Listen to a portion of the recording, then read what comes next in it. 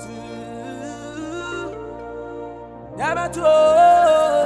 our cherished viewers. I once again welcome you to Portable TV, and that's on YouTube as well. Today we are going to be talking to our special guest, and his name is Prophet Portable. He is the leader and the founder of Glorious House Ministry. Once again, I welcome our viewers. But before that, we go for a short commercial break. Ghana for Metie for me fancy for nyina na na eboa mebiem aka Eradin Ebi. Yo, I am Muhammad Shia Rasnani, aka My name is Akusha Frankoma. Do not know time for me over him. We are Muslim for what dear Bakope. My name is Pastor George. Yo, Charlie, this be your boy YP Bakope, aka Mother Saman, aka El Kosu, aka Youth President. Hi, this is your girl Beneza Sari. So my pastor said TV station where who na ya boa wo ne Nyankopon no oni wiase. Me se Awurade ma mi din kwaka bebe onu Nyankopon no na no ye den ekoka.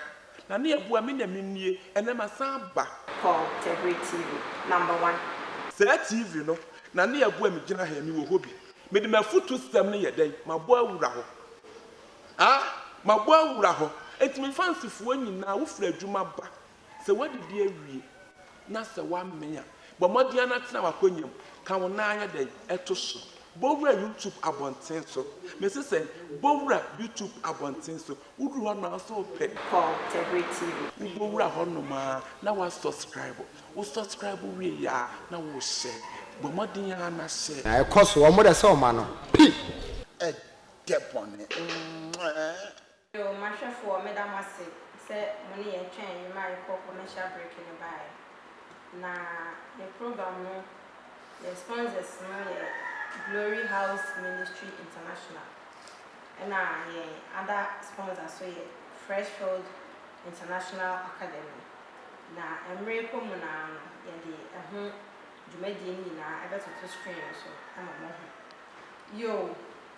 ya sai aba dwumadi no so the main issues na emra so say e ka ho asem na sambre we me sabe nkum so a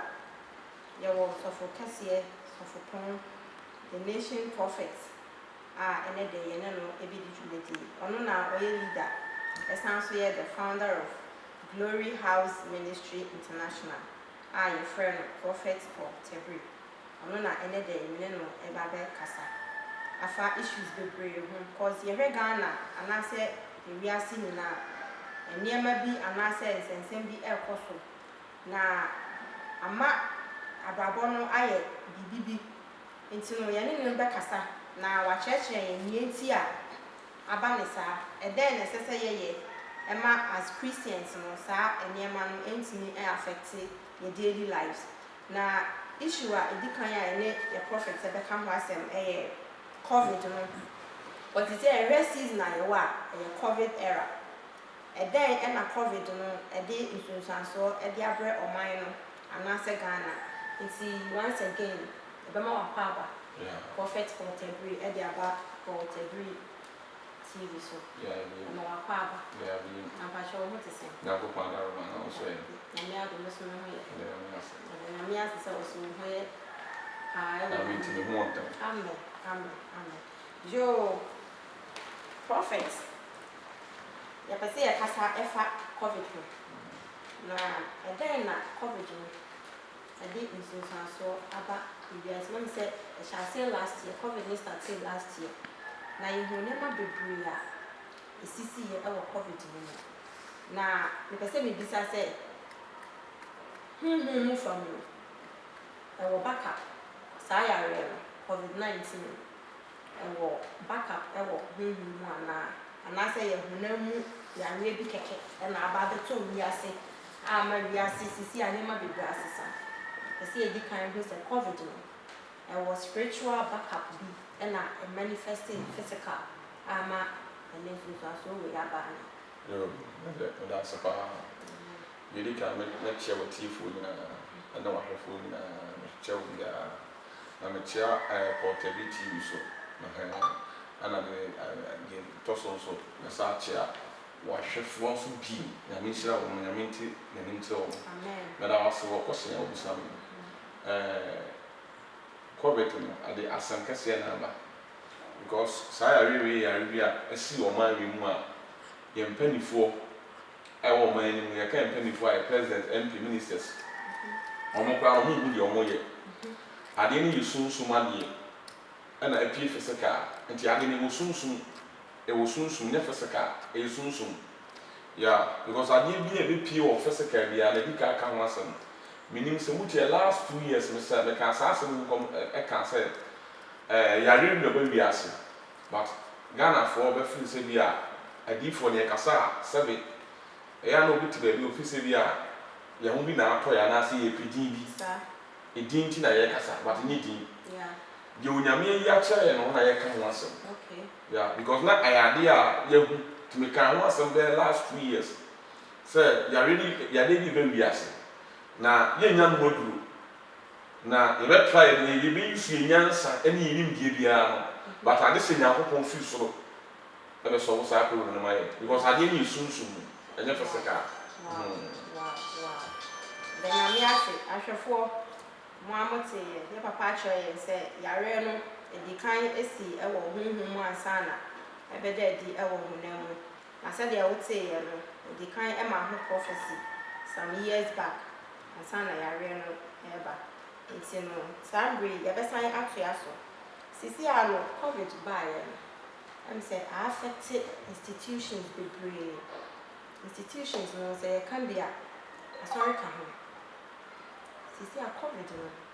nsunsuansoɔ bɛn paa na ahwɛ a ɛde aba Christian so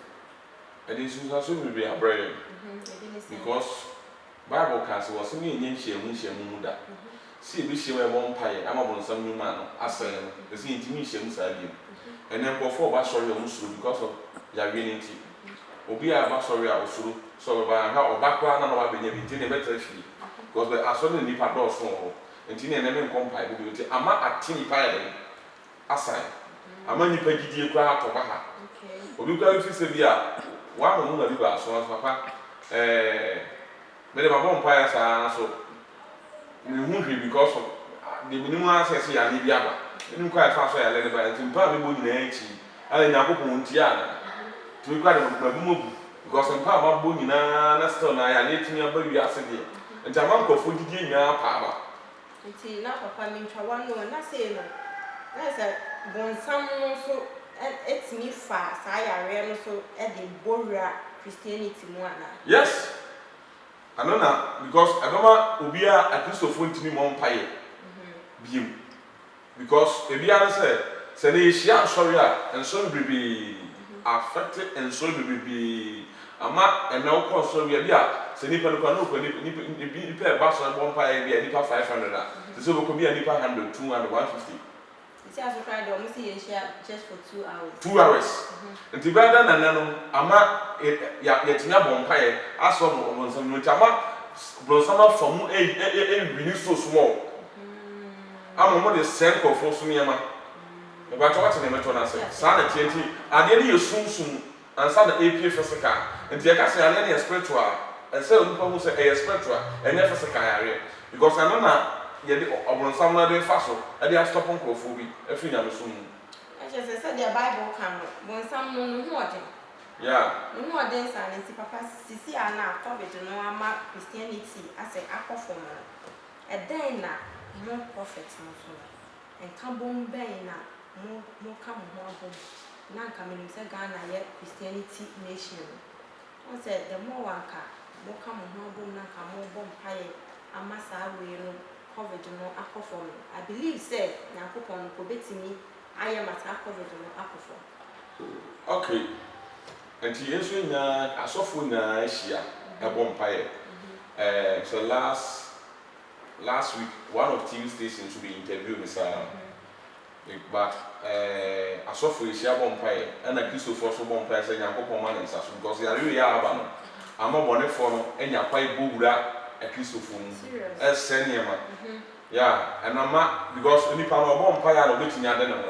ho on to me man me feel so far can see because on so ba no so say how we benya yare bi nti yare dey affect ama churches more so no affect nyame so enye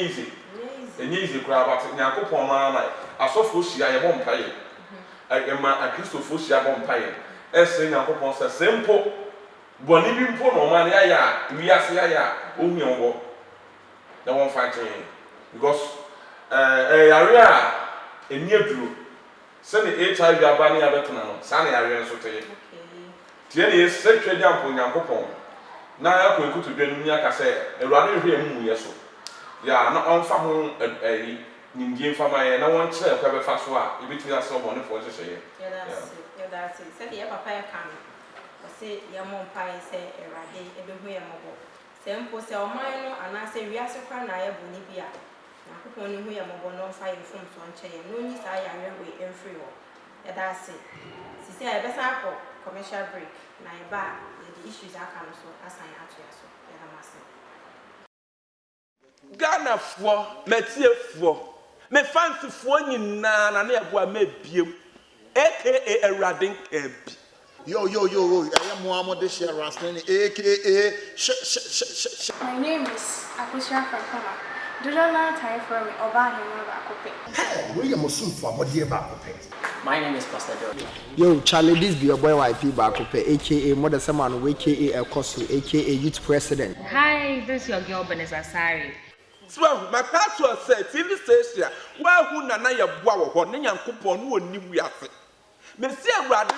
ma mi din kwaka bebe onu Nyankopon no na no ye den ekoka. Na ne eboa me na mennie ene masan ba. Paul Tegri TV #1.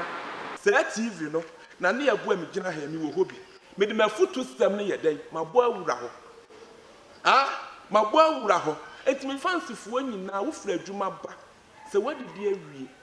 na se wa menya bo modia na tena wakonyam ka wona anya den eto so bowura YouTube abonten so me se bowura YouTube abonten so wudu ho na so pe Paul Tegri TV bowura ho no ma na wa subscribe we ya na wo share bo modia na share Na Kosu, o Mother Sama no. P. a depon.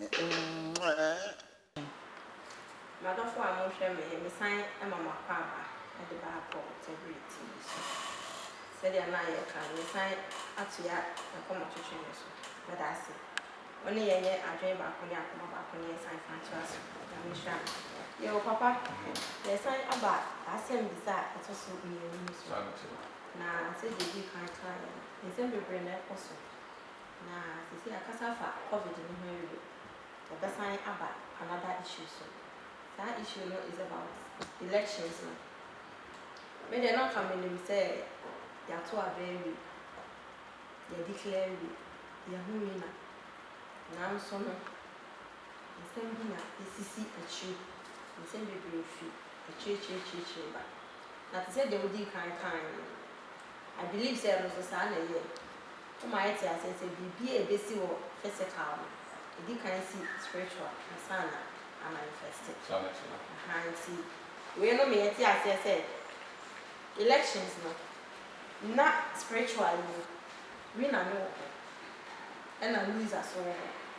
nti adentina ya to aberi na ebi mo say yanti e ho ase ye be court and then the court issues need after elections so we can one but that's a family number you di kan so na che o he fo so bi na mi so he fo so na mi sha ko fa ba so o di ti no aba na mi tell you so Joseph I didn't see first one said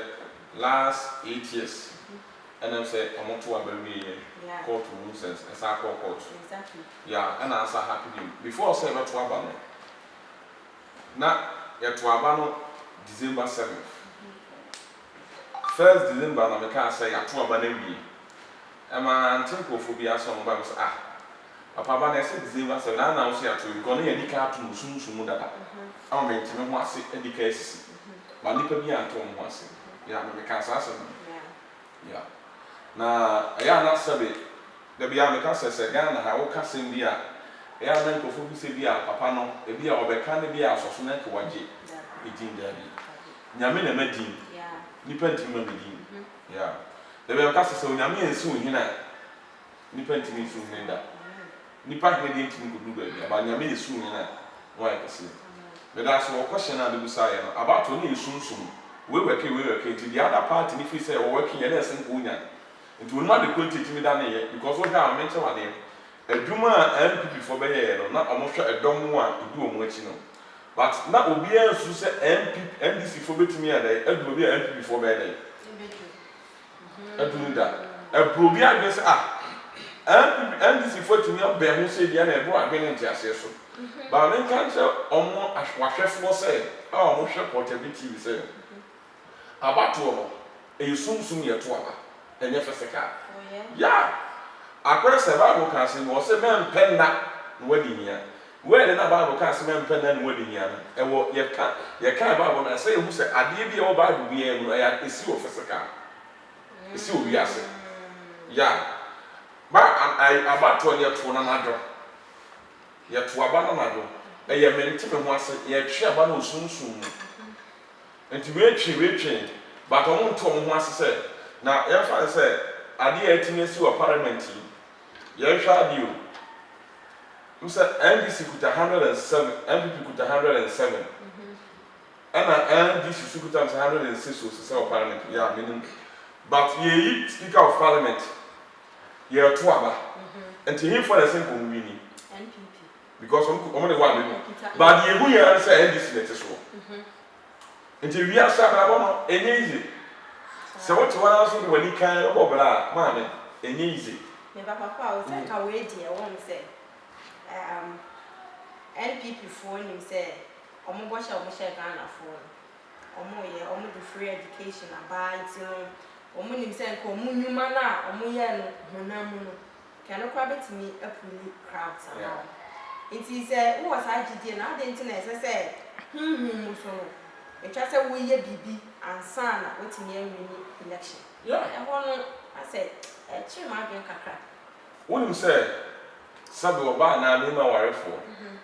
etia ware ho a otumi kodi bi me bi echi a enye na adwene so beti ase tete no na efi bi se forgets okay yeah ene no kwa bi mu ye oba na chi a won se mu na be ma na chi oba na se mo na adwene na be mu ha so oba na di na chi na ni ba no so no yusu na bi yusu ya ansa na oba na adwene den aba no so yeah wo jina ayimu se okoto aba no wo duru ho na wa betimi asesa yeah say sunsun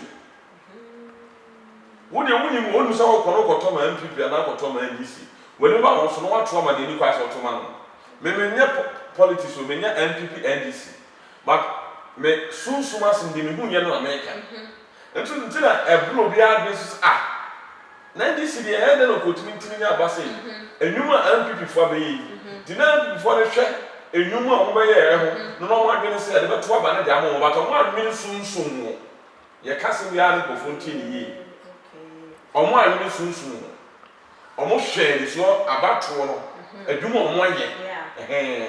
ena odu susu ye ye akwankyere enti so wo koso koto amaso wasi oni ba ho na dane enti na chese de ono no ewura honhum mu ye no ya akwankyere no hu se by hook or crook obewi yeah na eba hu na mu no wenwi no yeah no na amasa enti me wase because ye 51 ena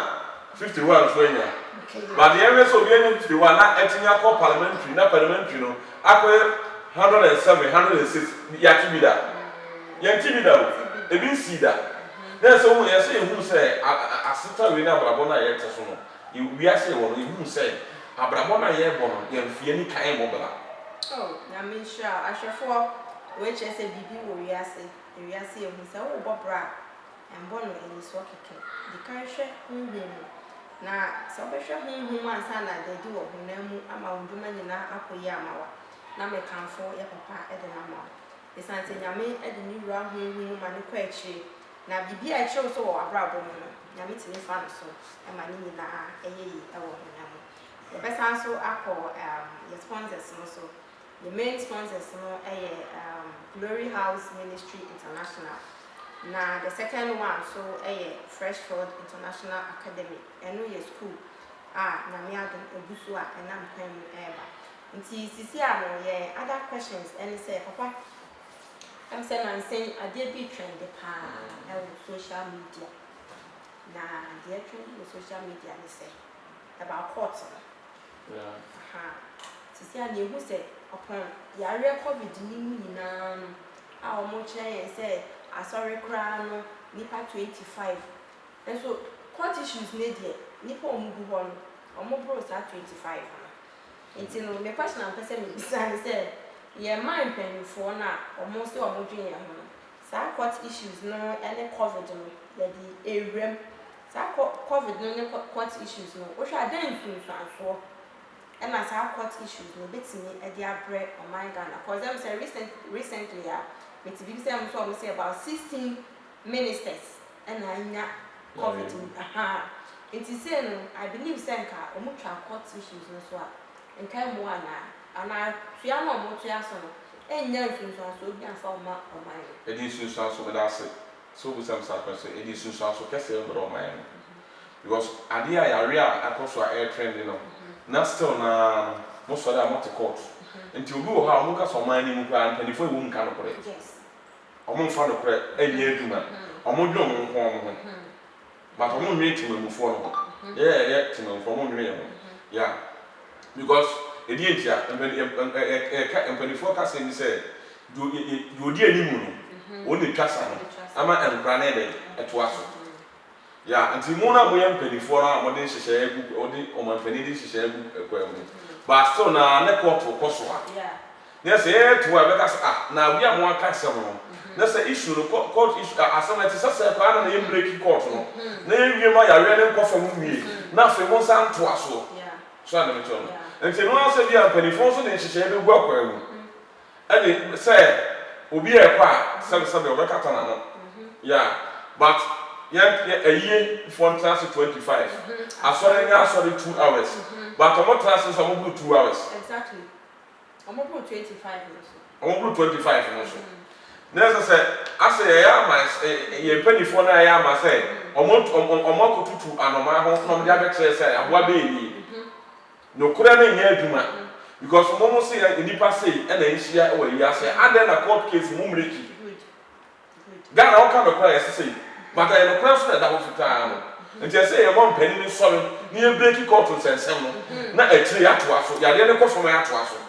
because ade na yesunsun ade na ya de ne trend nti ade na ya hwe ne stop ade no ade na ya bonsam nyuma e na wa hyehyɛ e na nam wiem because ade a asi me kai say mi wi asa be na hu bi da enye easy because ya de bia ne nya wodu nti we ne yesunsun ade ti enya e ko ekotonyum ase na akobɔ say onyame ya dom na wa kyerɛ wa kasa kyerɛ the doctors ama mu nimdie a de be so ade no nti bia nti na mutumi bo wura mutumi ye court case eye ho etimi court ebra ya ye no ho wow yeah that's it aside covid so influence and so on papa unji ndi say oman so ye waste resources bebre sika court I believe say court issues sika bebre na omudi be rem and also entimi nya influence so emma oman say but that's oman sika de da bia na me kan say me nya say me MPB ana e but no kura me kan say basa oman sika kakra da ho ese de aduma no eno na e de mo mpani omo chama wo no afete oman no so sika sem nti emwa ti na e ka say ya e basa na because obi kota parliament ho na onya radio na kota court ho lawyer bi konya radio nyame mpantimu nyame mana obi ansese but because omo ye mpanifo maemu no se nipa no konya ya radio e yo man sika na betam dia ma no for odo betam fi a de betwitwi no odo ko hospital de betum omo na sika nse sika na ye de bo se de ne yete so asa e kofo okay wow ya ka ya papa asi wa ya de pa wa cheche ye nse mu bebre mo misha no e wo nyansan ni mfo no e de ama ya da asi ya sign up ya so another issue I know so trending about Cecilia Mafo ya mama Cecilia Mafo I'm saying I'm saying you me about joint blessing it's na stage so perform and say Antonio and I'm say ya maame say nyame nkonkon eka asem bi hwere no say onfama yemi aba enti me pese wo akoye huhu mu nipa na also ugina stage so anyame eda nyema di hwere wo me pese me hu say bibia na nyame da na di hwere wa nipa mu no twa say wo ye no ema obia eti particular asem na nyame ka che wa fa wana but that's myself. So what you sa question we are busa ye question ye di kupa. Unim as odifo. Nti so mo busa ade bi. O say e ko bi ni nyansa o mu se wurade. Te wurade busa so mo so de na ko so be nyansa ene nimdie. O so busa de mu ndu. As odifo nyame kasa kire wo nyame ene wo kasa. Nya de bia na nka mususu nka me nua ba no ehun sa de no. Say ni nyame aka kire enye right say otumi go straight away e ka na asem oni pani mu. Because we star public figure go for them enim no. Ana issue no so aba go for nim. Enti na nka mususu say nya ote sa ne na nyame kasa kire no no. Owi obeka kire say me no wo nkomo. Because obi beba so no wa hasen na se nyame ka bibi kire wa anya de bia na betumi aka sabe ye fa to ompanifo ba ha na anipa ne ba ha mai bi one ne yere ne bae na ebra me ba mbom pa prophecy ba nyame ka sa tem se ne mai ni problems all for me na no oba no afa ne kunu na chi timi ka kire ni kunu se on so na ne yere ni nkomo kakra ya entina me nim se be ma no kra ni enti ya na bisa say mama be mana na to wo for the chi o say ai o ka che you na so na say atan papa na ni kunu wo me ma ni kunu pie anti e ka wo ni o e ka mi no ba na nko an but I don't know say ni kunu ni nim say na because ni kunu ni bi aka ma na tena we but emu a say because oba na best problem kese be ba mai no any ni renting ni dabi the other part na yeah guy no na ko twem no yeah problem ke say ba enti no afutu am true am catch oba na say fine oba na catch say ni ku cry away esima ni ku cry away enti no amoti ya na so ke ni won free be man na to free be man na obo ni din obo guy ni say issue na papa ebusa na ye see about me ni we ntem na na papa ebusa na catch say onye careful so be sad na na sa ko bi because ebedane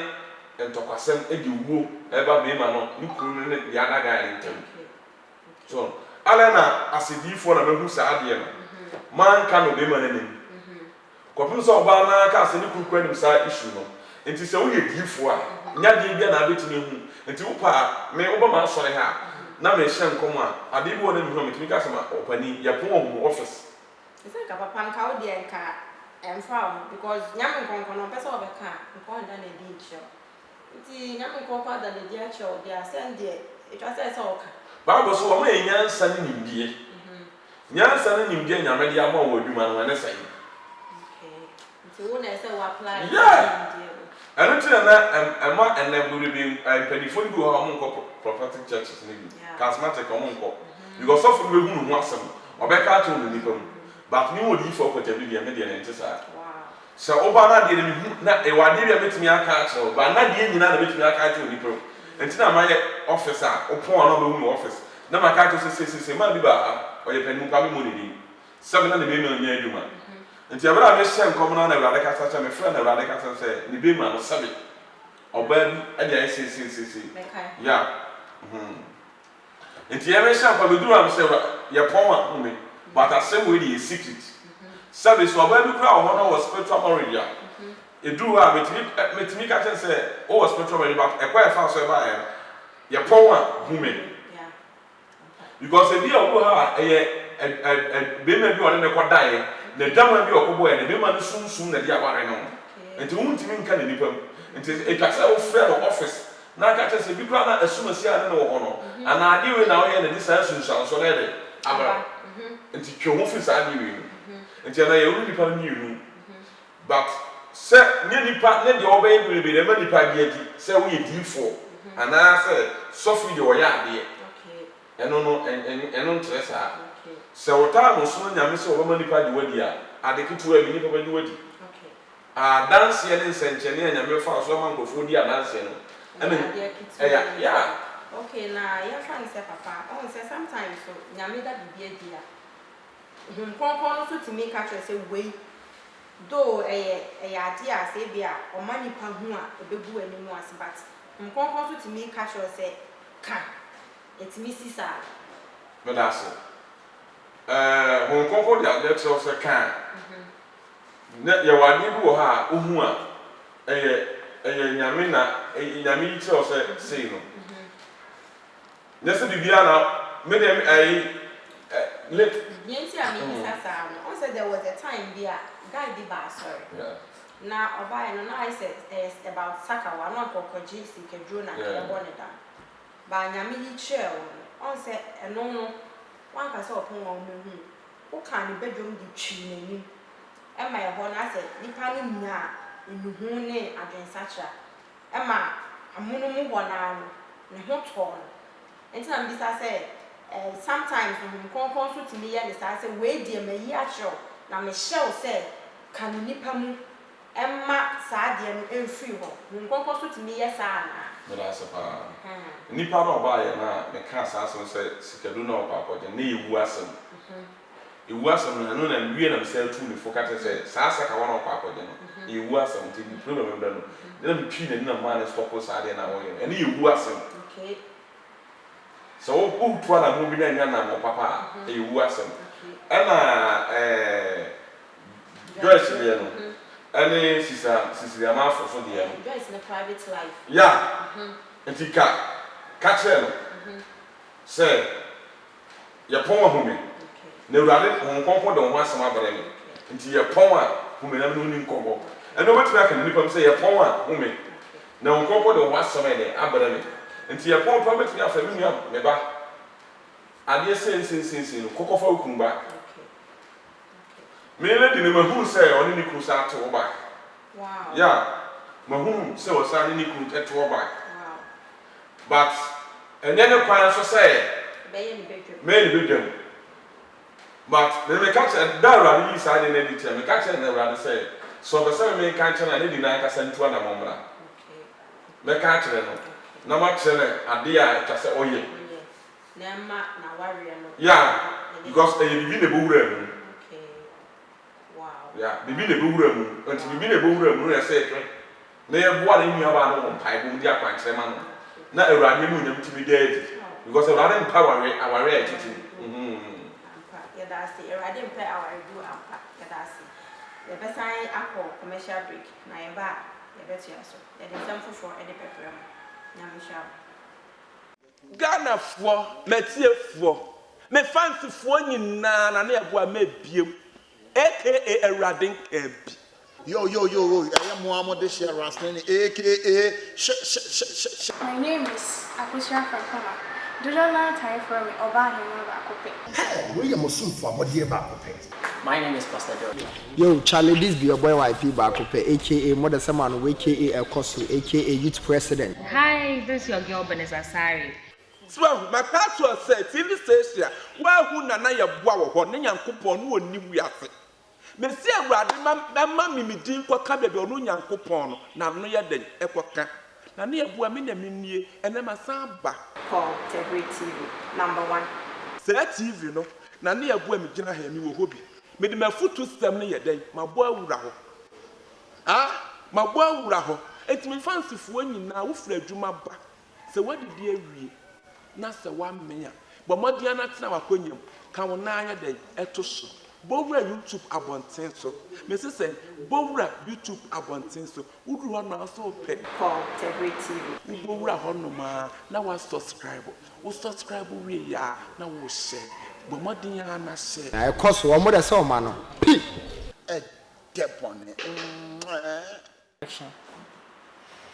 Action. Mahwefo me san ama mapaba e de ba called Tegri TV so ye papa ye san atua ye competition so say I asem a hia me pa because my prayer prophets I can't be brave at the fire na me kra meti ho ya na sometimes say when ya na me nipa bi a na me ama ni ndie e wo sa question ho a we are wadwum be yo na the question no is about oil and then you sha oil bebre na aba na me dem gidi say prophet bia and also sofo bia move with oil na me pese me go say oil eye so we a prophet but the oil be ye adwuma I was a question. Do as a woman say oil eye na eye. oh to me any dear So what na one thing some for say eye. And if you say eye. Okay. See our price of opinion. Me pese obe che me ne mahwefo me muami ye hu say oil eye say as Christo ni bia na as say oji oil edi ana. No, that's. Okay, Psalm 92 verse 10. Bible so running tea. Nkunia. Ade afi nkunia. Ebe fi mi maso. Na ade soa. Ebe de ebe fi mi maso. Na nkunia be de be papa. Ya. Ana Onyankopɔn so soma na bifu bi. Ana e fense Samuel. Ade ko Jesse ye David papa. Say on for oil. Enkogu David oil go David so. Ansa na ebre de oil ne ka David no.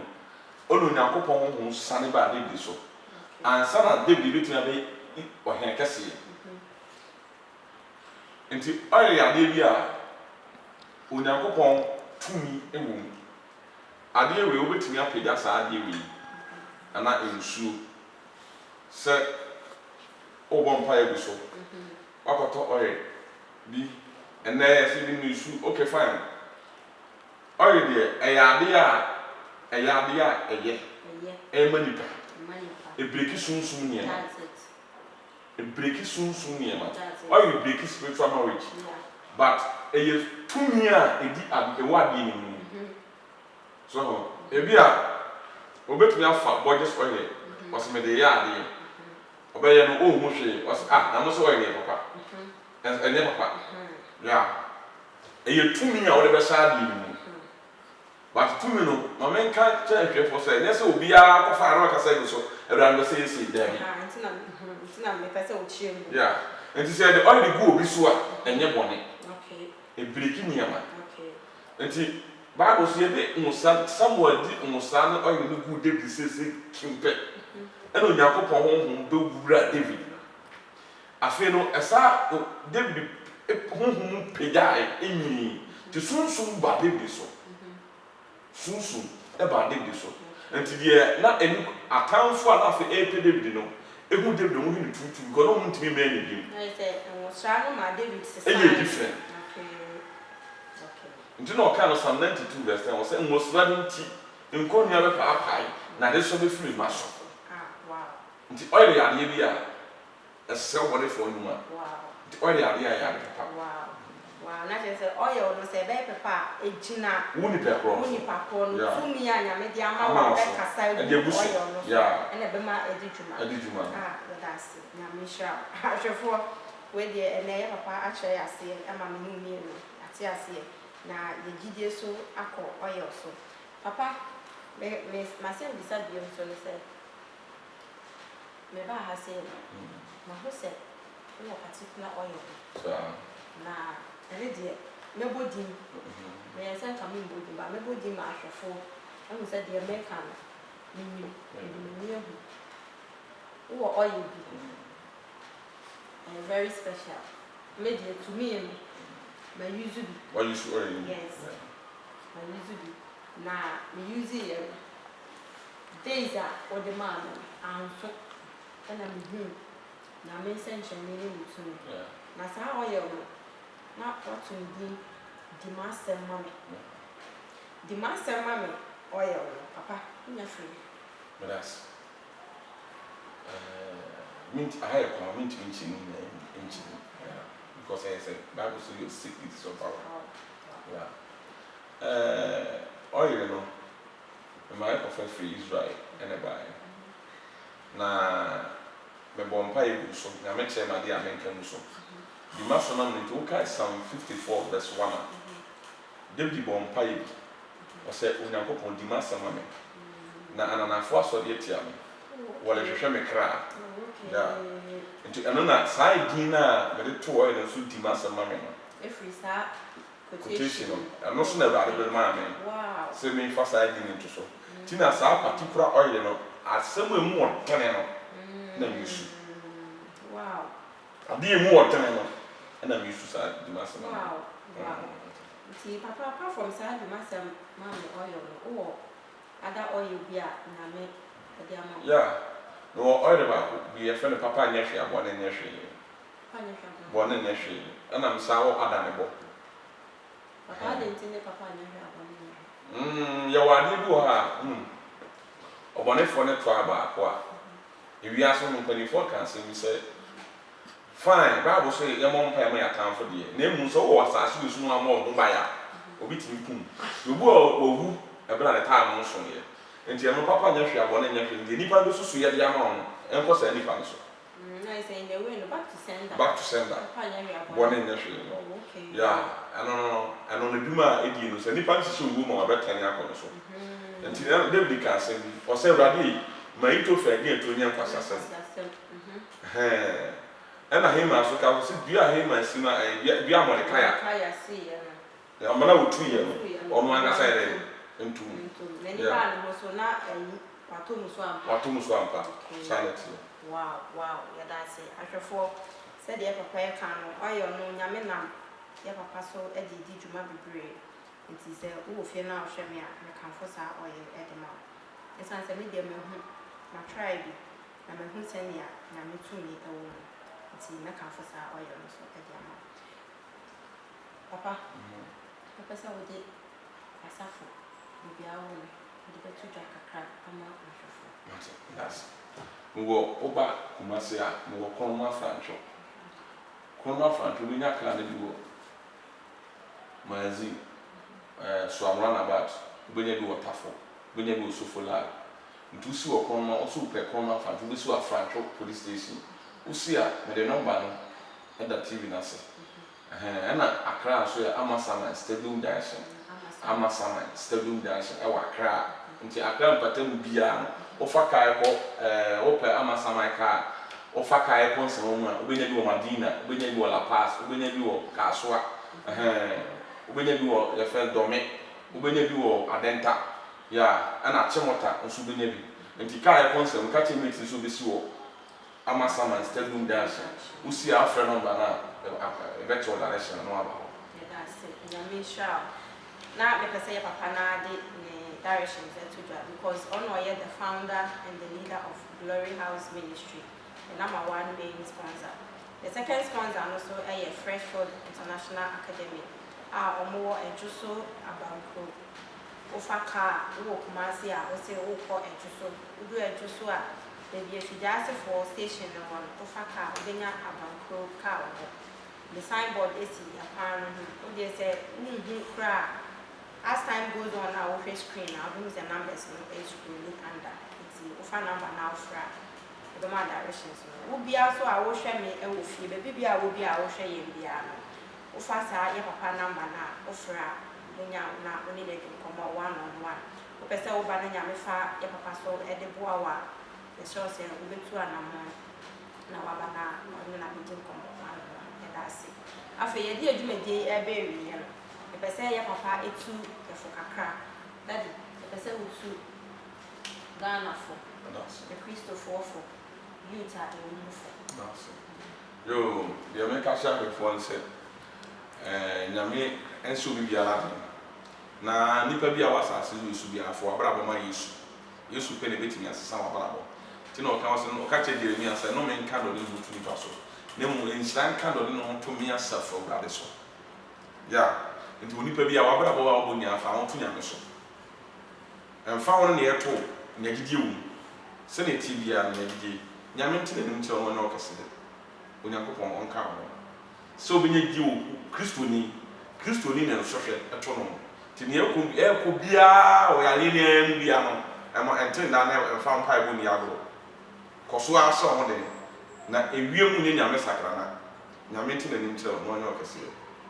Ampa Christoni na so heto no ɛda yɛ papa ase dadi nyame hyira wo Nyame hyira wo. ɛda ase sɛ yɛto nsa frɛ wo so wode akoma pa ɛne ɔdɔ ɛne yɛbɛtena ase twetwe nkɔ Meda ase so. nyame hyira wo Nyame hyira wo. ɛda ase yo ahwɛfoɔ ɛda wo so ase sɛ wo ne yɛn ɛyɛ adwene baako ne akoma baako na ɛnɛ da yi so wo ne yɛtena ase fi ahyɛ ase ɛde bɛpem awieɛ yɛda ase nyame hyira wo da sɛ ɛnɛ so yɛbɛsan atena ase yɛde nkɔmmɔ foforɔ so ɛbɛbrɛ wo nyame hyira wo paa yɛfrɛ me Mrs. Patricia Tebri wobɛtumi afrɛ me ka atwire baako mɛda ase nyame hyira wo paa bye bye